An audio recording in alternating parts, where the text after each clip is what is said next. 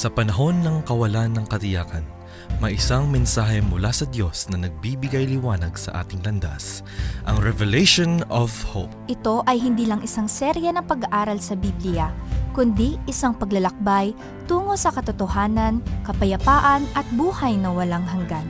Makinig at matuto kung paano ang propesiya sa Biblia ay hindi dapat katakutan. Kundi yakapin bilang mensahe ng pag-asa. Revelation of Hope, Dahil ang hinaharap ay nasa kamay ng Diyos. Dito lamang sa AWR 89.1 FM. Isang mapagpalang gabi sa inyong lahat, minamahal na mga taga-subaybay. Ako po si Pastor Jerry Cahobe, ang inyo pong kaibigan sa radyo. Narito tayo muli ngayon upang pag-usapan at mapakinggan ang mga kapanapanabik na usapin patungkol sa banal na kasulatan. Ito ang ating programang Revelation of Hope. Para sa inyong mga katanungan, pwede kayong tumawag o mag-text sa ating mga numerong 0917-1742-777 at sa 0968-853-6607. Ang ating pong pag-aaral ay nakasentro sa pamilya at pag-asa sa pahayag ng pag-ibig ng Diyos. Sa episode na ito, pag-uusapan natin kung paano ang tamang disiplina ay nagbibigay ng pag-asa at gabay sa ating mga pamilya. Sa gitna ng mga hamon sa pagpapalaki ng mga anak, paano natin mapapanatili ang pag-ibig at kalinga habang nagtuturo ng tama at mali sa ating pong mga anak? Nais ko po kayong anyayahan na ating basahin ng isang talata sa Biblia na ito'y masusumpungan sa Kawikaan, Kabanata 22, talatang 6. Ito po ang sabi po, ituro sa bata ang daang dapat niyang lakaran at hanggang sa paglaki hindi niya ito lilimutin. Napakaliwanag po yung talata. Ano po ang ituturo natin sa bata? Ang sabi rito ay ang daang dapat niyang lakaran at hanggang sa paglaki din niya ito lilimutin. Sa ibang salita, sa iba pong salin, ang sabi rito, ituro sa bata ang mabuting asal upang kung ito'y kanyang matutunan, hindi niya ito makakalimutan. Ayan. So, yung mabuting asal, yung dapat niyang maging gawi sa buhay, ang siyang ituturo natin. Isang pag-aral ang aking nabasa, sinasabi doon na yun daw mga bata, lalo po yung mga musmus, parang ang kanilang kalagayan na isang recording na plaka o kaya nung panahon natin kasi yung panahon ay plaka o kaya ngayon sabihin natin USB na walang laman. Kapag ito ay nilagyan mo ng laman, kung ano yung inilagay mong laman, yun ang kanyang gagawin o kaya yun ang kanyang magiging buhay. Yung ating mga musmus ng mga anak, ganun po inihalin tulad.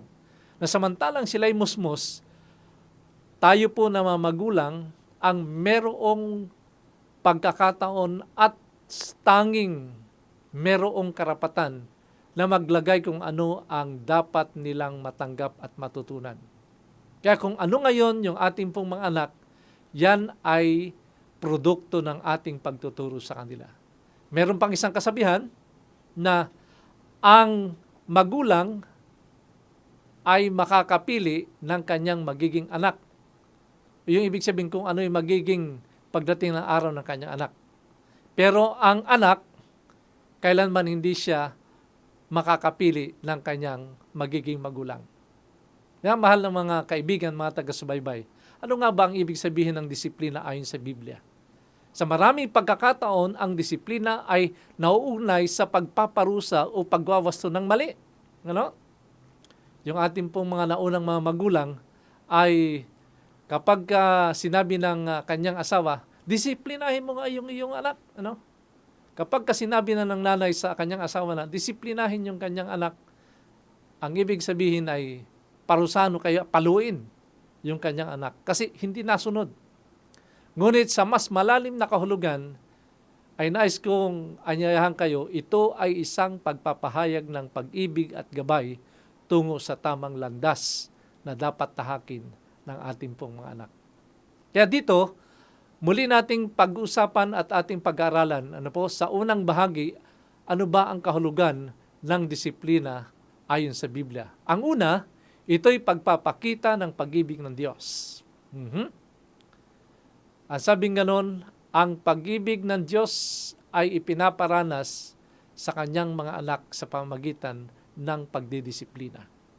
Ang tamang disiplina ay hindi ginagawa upang saktan o ipahiya ang bata, kundi upang magturo at magpatibay sa kaisipan ng bata na ito ang dapat na sundin. Isang talata pa rin na nagpapatunay, sangayon sa Hebreo, Kabanata 12, ang talata 6, ang sabing ganon, sapagkat pinarurusahan ng Diyos ang mga iniibig niya at tinatanggap niya bilang mga anak ang sinumang itinutuwid niya. Minamahal mga kaibigan, yung pong pinarurusahan ay sa wikang Ingles po ay discipline. Kapag titignan mo po sa original na wikang ginamit sa Biblia, ito po ay, ang sabi po ay, ituro sa kanila ang tama. Ituro sa kanila ang tama o pasunurin sila sang-ayon sa kung ano ang tama.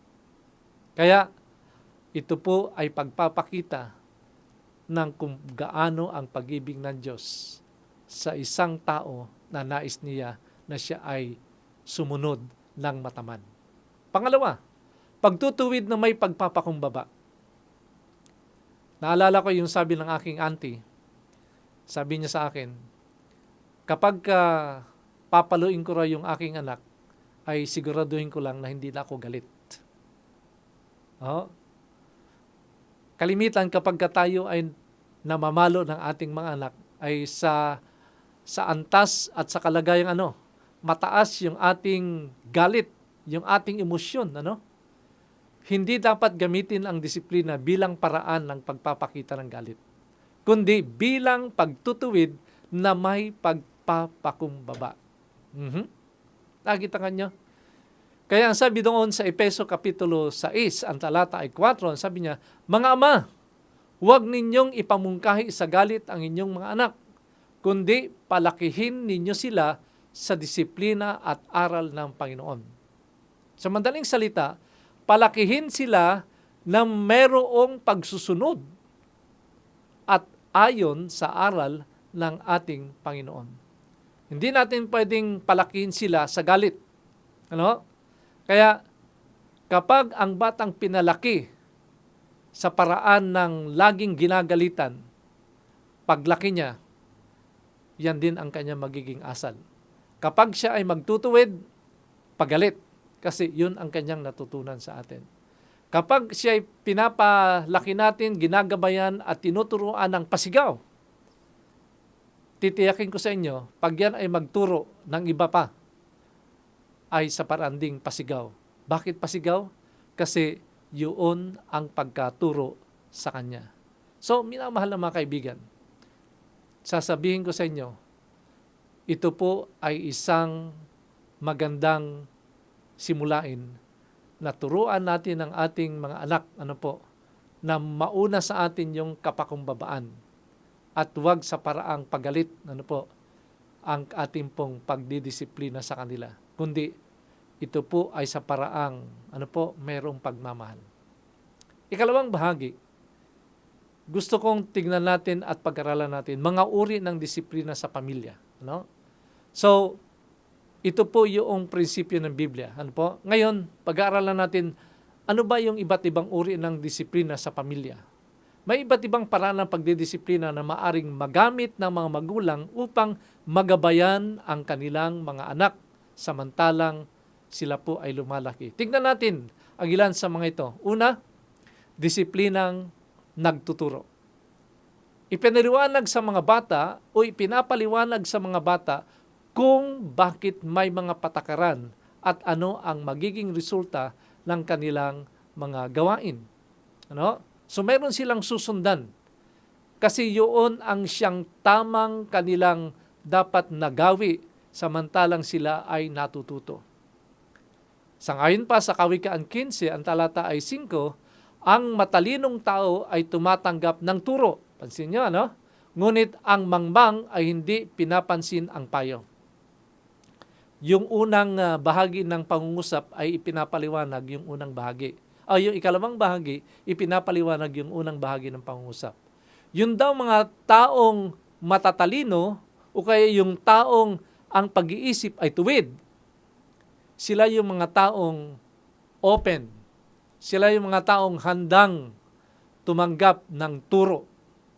Pero yung mga taong saradong isipan, yung bang ang dating ay alam na nila lahat, yun daw yung mga taong mangmang na hindi binibigyan ng halaga yung mga payo sa kanya. Sana minamahal ng mga kaibigan, mga kapatid ko, at mga taga-subaybay, sikapin natin ng ating pagtuturo sa ating mga anak ay maturuan natin silang maging bukas ang isipan sa mga bagay na kanila pong tinatanggap na bilang mga turo. Pangalawang paraan at uri ng pagtuturo ay disiplinang may konsekwensya o yung pong merong resulta. Mahalagang malaman ng mga bata na ang bawat aksyon ay may kalakip na resulta. Kaya sa madaling salita, kapag ito ang ituturo mo sa kanila, ito ang magiging bunga. Kapag ito ang kanilang susundin, ito ang magiging resulta. Kaya ang sabing ganon sa Galatia, ang talata ay 9, kapitulo 6, ang sabing ganon, huwag tayong mapagod sa paggawa ng mabuti, sapagkat sa tamang panahon ay mag-aani tayo kung hindi tayo magsasawa. Mahal na mga kaibigan, lalo po mga magulang, huwag po tayong magpabaya at huwag tayong mapagod sa pagtuturo sa ating pong mga anak. Sapagkat pagdating ang araw, tayo rin ang matutuwa, masasayahan sa magiging resulta ng buhay ng ating mga anak. Ang sabi nga ng isang tagapagturo sa mga bata, alam niyo po yung mga batang yan, yung mga musmos, ang pagtuturo ay dapat na paulit-ulit. Sangayon sa pag-aaral ay at least 13 times na ituturo mo the same topic para yun ay maitanim sa isipan nila at maging pundasyon ng kanilang mabuting gawi. Nakita nyo? Kaya yung pagtuturo ay dapat na consistent. Sangayon po sa Deuteronomio, kapitulo 6, sabi nga nun, kung ikaw man sabi niya ay nakahiga, nakaupo, lumalakad, o kaya sa pagbangon sa higaan, ay patuloy ng ating pong pagtuturo ay maging karanasan ng ating mga anak. Ibig sabihin, sa tanang panahon na kapiling nila tayo, nandoon, mataman nating tuturuan sila. O kaya ay ituturo sa tamang daan. Yun po ang ibig sabihin ng disiplina. Ano pang uri ng disiplina? Disiplinang may pagpapatawad. Hindi naman lahat ay hindi nagkakamali. May mga pagkakataon o malimit na pagkakataon na tayo pinagkakamali.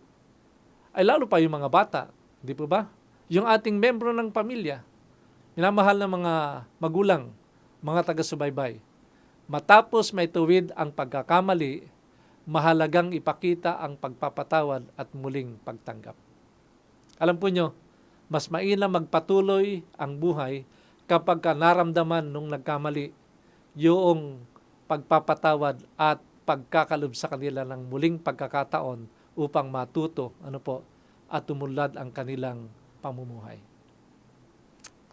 Isa pang talata na gusto pong sabihin sa inyo at gusto ko pong i-quote sa Colossus 3:13, sabi ganoon, magpatawad kayo sa isa't isa kung paanong pinatawad kayo ng Panginoon. So kung ang Panginoon nga nagpapatawad, how much more tayo pa? Yun ay gawi na nais ng Diyos na maging ating pong gawi rin sa buhay, na tayo po ay mapagpatawad. Next, disiplinang may konsekwensya, disiplinang may pagpapatawad. Yan pong mga bagay na yan ay mahalagang dapat nating matutunan. Pangatlong bahagi ng ating pong pagtatalakayan, ano yung mga kwento ng disiplina at pag-asa sa Biblia. Punta tayo sa Biblia. Mula sa Biblia, matutunghayan natin ang mga kwento ng tamang disiplina na nagdulot ng pagbabago at pag-asa sa buhay ng taong nagkamali.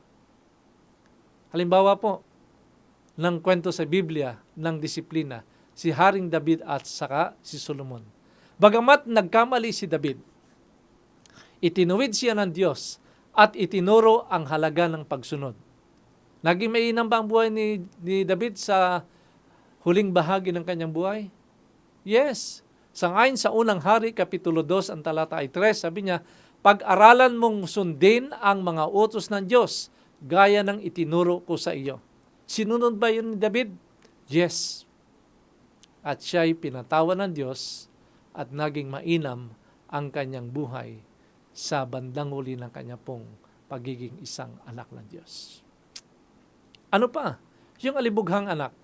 Sa kwentong ito, makikita natin ang pagdidisiplina ng ama sa pamagitan ng pagbibigay ng kalayaan at pagpapakita ng habag ng magsisi ang anak. Alam niyo po itong alibughang anak ay sa kanila pong kultura, habang buhay ang magulang, hindi pwedeng kuhanin ng anak yung kanyang mana. Pero dito, dahilan sa pag-ibig ng anak sa kanyang magulang, yung kanyang naging pag-ibig ay naging selfish. Ano? Buhay pa yung magulang niya. Kinuha na niya yung kanyang mana.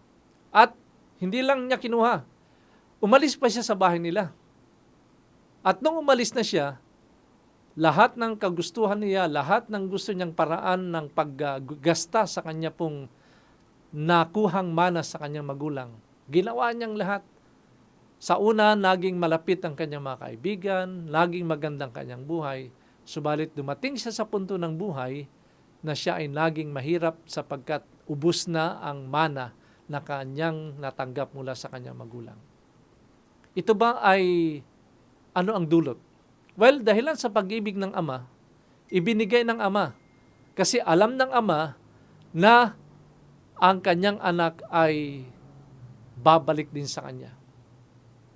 Kaya habang wala yung kanyang anak na doon sa malayong lugar, yung ama ay patuloy na nag-aantay sa kanyang anak. Kaya sa kwentong ito makikita natin ang pagdidisiplina ng ama sa pamagitan ng pagbibigay ng kalayaan at pagpapakita ng habag ng magsisi ang anak. Ano yung pagkaminsan, yung ating mga anak gustong kumawala sa atin, di ba? Meron yung panahon na tinatawag nilang independency. Ano? Dumarating yan sa buhay ng ating mga anak. May minamahal kong mga magulang. Pag-aralan natin kung paano natin ipagkaloob ito sa kanila. Kasi maaring ito'y ikasama nila o kaya naman ito'y magdulot ng hindi mabuting karanasan sa kanila o sa ating pamilya. Pero pag-aralan natin paano ito'y pagkaloob sa kanila. Ang sabi sa Lucas 15, talatang 24, sapagkat ang anak kong ito ay namatay at muling nabuhay at siya'y nawala at natagpuan. Well, ito ay wika ng ama. Pinayagan niya na umalis ang kanyang anak.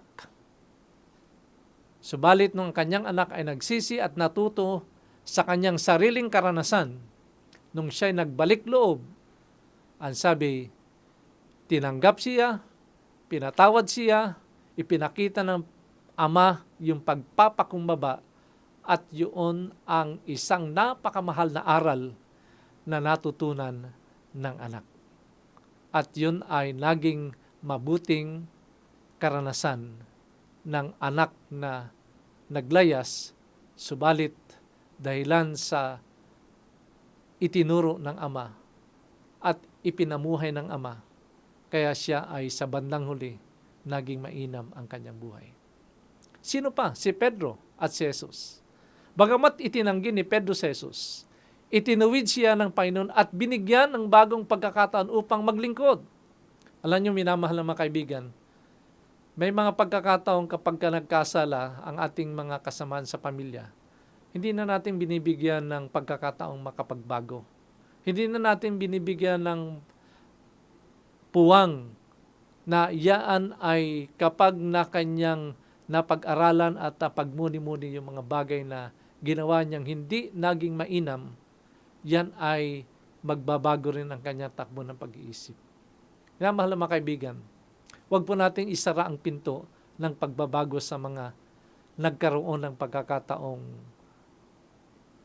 gumawa ng hindi mabuti. Kagaya ni Pedro, ano po? Bagaman si Pedro ay itinanggan niya ng ilang beses si Jesus, pero itinuwid siya ng Panginoon at binigyan ng bagong pagkakataon upang maglingkod. Nangyari ba? Nangyari. Ano po? Ang tao habang nagmamature, yan ay natututo sa kanyang karanasan. Kaya huwag nating isara ang ating pintuan ng pagtanggap at pagpapakumbaba at ganoon din ng pagpapakita ng pag-ibig sa ating mga mahal sa buhay na nagkamali. Sabi po sa Juan 2:21-17, sabi ganoon, alagaan mo ang aking mga tupa. Yun ang sabi ng Panginoon kay Pedro. At sumagot si Pedro ng affirmative.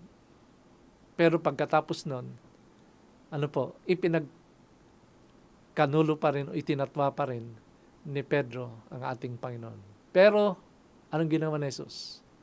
Pinatawad siya at siya ay tuloy-tuloy na ang buhay ay sinunod yung tamang paraan ng pamumuhay. So, yun po ang disiplina. Tinuturo ang sundin ang tamang paraan ng pamumuhay. Pang-apat na bahagi, mga praktikal na paraan ng tamang pagdidisiplina o pagdisiplina. Narito ang ilang mga praktikal na paraan upang maipatupad ang tamang disiplina sa ating mga pamilya. Una, magkaroon ng malinaw na mga alituntunin. Dapat alam ng mga anak kung ano yung dapat nilang sundin. Ipaliwanag ang mga patakaran at ang dahilan kung bakit ito ang kailangang sundin ng ating mga anak. Kapag ito hindi malinaw sa kanila, malilito sila. Ang susundin nila kung ano lang yung dumating sa kanila, kung ano lang yung kanilang narinig, kung ano lang yung kanilang nabasa. Ano po? Pero kung malinaw pa sa simula yung mga alituntunin na dapat nilang sundin, magiging maligaya ang pamumuhay ng bata. Pangalawa, magbigay ng makatarungang yung pong resulta, konsekwensya, yung pong resulta ng kanilang ginawa. Dito, tiyakin ang mga parusa ay may layuning magturo at hindi magdulot ng takot. Ibig sabihin, ituro sa bata yung mga patakaran. Kapag ito hindi nila sinunod, ito ang magiging bunga. Ito ang magiging konsekwensya. Ito ang maaaring mangyari sa kanila. So, sila dapat ay maging malinaw sa kanila ang lahat ng bagay. At hindi sila maging sunod-sunuran na lang kasi sila ay natatakot sa inyo o kaya sila ay takot na maparusahan ng palo. Isang pagkakataon, yung aking isa sa aking dalawang anak, hindi ko natutukoyin kung sino sa kanila. Ang sabi ng mami nila, anak, wag mong hihipuin itong kalan, yung burner ng kalan. Kasi ito'y mainit. Pag ito'y iyong hinipo, yang iyong mga daliri o kung ano man yung inihipo mo, tiyak yan sabi niya ay malalapnos at magiging hindi mainam ang iyong mararamdaman. Masakit, mahapdi, at masusunog yung balat mo. Siyempre, yung bata, siguro explorative siya, gusto niyang maranasan o kaya ay gusto niyang subukan kung ano yung sinasabi ng mami niya. Pero ang sabi ng mami, nak, huwag mong hipuin kasi yan ay mainit. Ang mainit na bagay kapag hinipo mo, malalapnos yung iyong kamay. Nung wala na mami niya, ang ginawa niya, idinikit niya yung kanyang daliri doon sa burner ng kalan. Bigla siyang sumigaw, umiyak. Dinapatakbo ang mami niya papunta sa kanya. Pagkatapos nakita ng mami niya, hawak-hawak yung kanyang kamay ng kanyang kabilang kamay. At sinabi na, masakit, masakit, mahapdi, mahapdi. Tinanong kung ano nangyari. Ang sabi ng bata ay, kasi daw hinipo niya yung burner ng kalan. Tinanong ngayon ng mami niya, ano ang sabi ko sa iyo kung hinipo mo yung burner ng kalan, ano mangyari? So sinabi ng bata. Magmula noon, naging aral sa bata na kapag hindi siya susunod sa sinasabi ng magulang, maaring siya ay makaranas ng hindi mabuti. Okay? Sunod, maging consistency at makatarungan sa pagdidisiplina. Ipakita ang pagiging pantay at makatarungan sa bawat desisyon. Ano? Dapat yun ay mapag-aralan kung paano ito matutunan ng mga bata. Ano? Na tayo ay dapat na sanayan, tuluyan yung ating pong sinasabi sa kanila, hindi yung pabago-bago. Ngayon, ito, sa susunod, hindi na. Sa susunod ay wala na ulit. Ano? Kapag ganun po ang ating pong pagdidisiplina, pagpapasunod sa bata, malilito yung bata at magpapasya na lang siya ng sarili niya. Pero kapag tayo consistent, ano po, at may taglay na makatarungan o may katwiran yung ating pagpapasunod, ang bata ay magiging masaya sa kanyang pagsunod. Ano pa? Magpakita ng pag-ibig at pagtanggap. Minamahal na mga kaibigan, mga taga-subaybay. Ito yung pinakamalaga. Sa pagdidisiplina o pagpapasunod sa mga bata, mainam na maramdaman nila yung pag-ibig natin. Mainam na kanila pong makita at marinig mula sa ating mga bibig na tayo ay concerned sa kanila, kaya atin silang pinapasunod sa tama. At yun po ay saluhan natin, dagdagan natin ng pagtanggap. Pagkatapos ng disiplina, ipakita ang pagmamahal at tiyaking nauunawaan ng bata na sila ay mahalaga. Mahalaga sa atin at maging sa ating pamilya at sa harapan ng ating Panginoon. Napakainam na kanilang maramdaman ito. At isa pa, sa ating pagpapasunod sa kanila, huwag nating kakalimutan na kanila pong maramdaman na inilalapit natin sila lagi sa Panginoon. Ipinapanalangin natin sila lagi sa ating Panginoon. Kasi yon ang isang paraan kung paano ang ating pong buhay ay maging consistent din na kanila pong kanila pong maaring gayahin at maging kanila pong bahagi ng ating pong buhay at maging bahagi din ng kanilang buhay. Minamahal na mga kaibigan, isang napakainam na ating pong bigyang pansin na tayo po ay pinagkaluban ng ganitong pagkakataon para ang ating pong mga anak ay maigiya natin sa maganda at maligayang pamumuhay. Na makikita ang pagkakaisa, makikita ang pagmamahalan, maging yung pamumuhay natin ay mabuting modelo sa ating kapitbahay at maging sa ating din pong pamayanan. Minamahal na mga kaibigan, mga tagasunod, pag-isipan ang mga paraan ng pagdidisiplina sa inyong tahanan. Ito rin po ba yung inyo pong mga naging kinagawian?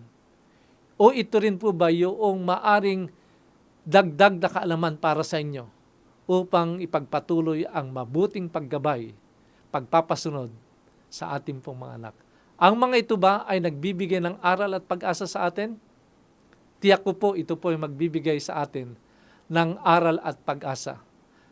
Ang aking patuloy na hiling sa inyo, maglaan ng oras upang mag-usap bilang pamilya at magtakda ng mga alituntunin na makakabuti sa paraan ng pamumuhay ng buong pamilya. Minamahal na mga kaibigan, minamahal na mga taga-subaybay, mahalaga ang pamilya na ating kinahaniban. Mahal ito ng Diyos. Ito'y pinaglaanan niya ng kanyang buhay sapagkat nais niya na ang pamilya ring ito ang siyang kanyang masasalubong sa kanyang ikalawang pagdating. At gusto rin niya, at ako rin mismo, gusto ko rin ang aking pamilya kasama kong sasalubong sa Panginoon at sa kanya magpakailanman. Di ba napakasarap na karanasan yun? Hindi ba yun ay hindi matatawarang karanasan na dito pa lang sa lupa, nasimulan na natin, sapagkat kung ano ang ating pamumuhay sa lupa, sa langit, yun po yung pre-practice na dito natin sa lupa. Babaguhin tayo ng Panginoon, pero yung paghahanda natin dito, yaan ang magiging, pasalubong natin sa Panginoon sa kanyang ikalawang pagdating. Minamahal kong kaibigan, taga-subaybay, nais mo rin po ba na maglaan ng panahon para disiplinahin ang iyong pamilya sang-ayon sa nais ng ating Panginoon? Kailangan natin ng pag-ibig niya. Kailangan nating idalangin sila. Dalhin sa Panginoon. Nais mo rin po bang sila rin ay maging kasama ng Panginoon sa pagliligtas niya? Ngayon ay nanyahan ko kay manalangin. Ilapit ang ating pamilya at tanggapin ang ating Panginoon sapagkat siya lamang ang tanging manunubos na magbibigay pag-asa sa ating pamilya. Tayo pa'y manalangin. Panginoon namin, salamat po sa karunungang inyong ibinigay sa amin. Tulungan niyo po kaming maging mabuting halimbawa at tagapagturo sa aming mga anak. Naway maghari ang iyong pagmamahal at kapayapaan sa aming tahanan. Ito ang aming hiling sa pangalan ni Jesus. Amen and amen. Maraming salamat, minamahal na mga taga-subaybay, sa pakikinig ninyo sa ating pong seryeng ito. Para sa inyong mga katanungan, pwede kayong tumawag o mag-text sa ating pong mga numerong babanggitin. 0917-1742-777 at ganoon din sa 0968-853-6607. Samahan nyo kami sa muling episode ng ating pong tatalakayin na bahagi ng Revelation of Hope na may pamagat sa ating seryeng Pamilya at Pag-asa sa pahayag ng pag-ibig ng Diyos. Pagpalain kayo ng ating Panginoon. Baunin ninyo sa inyo pong patuloy na pamumuhay ang pagpapala na mula sa Diyos at kayo naway maging pagpapala din sa mga tao na inyo pong nakakasalamuma. Higit sa lahat, ang pamilya na inyo pong makasama, mga kaibigan, na nais din ninyo na magkaroon ng ganitong karanasan na ating pong itinuturo. Itong aking dalangin, mabuhay kayo.